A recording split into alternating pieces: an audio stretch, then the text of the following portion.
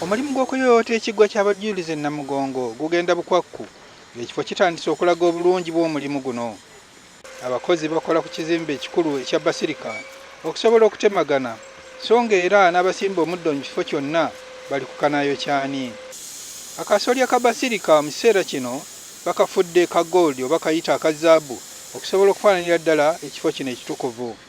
Mu kiseera kino ennyanja ey'omukisa amazzi gaayo baagasiba nga kaakano bakola ekizinga ku mazzi wakati omutukuvu paapa wagenda okusinziira okuyimba mmisa.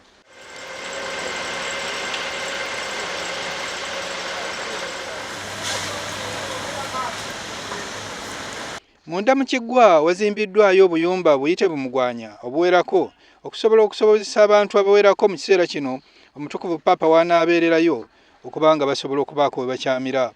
Ssaabasumba w'essaza ery'e Kampala Bishop Cyprian Kizito Lwanga asiimye omulimu gwonna ogukolebwa mu kifo kino.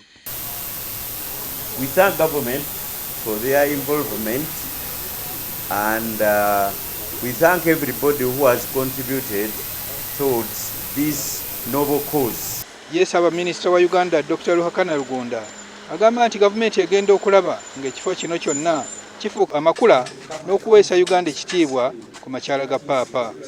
And the government is giving all the backing that is possible, and we are doing so with both the Catholic Church and the Anglican Church, and we also heard, of course, the problems, the matters from the Muslim faith.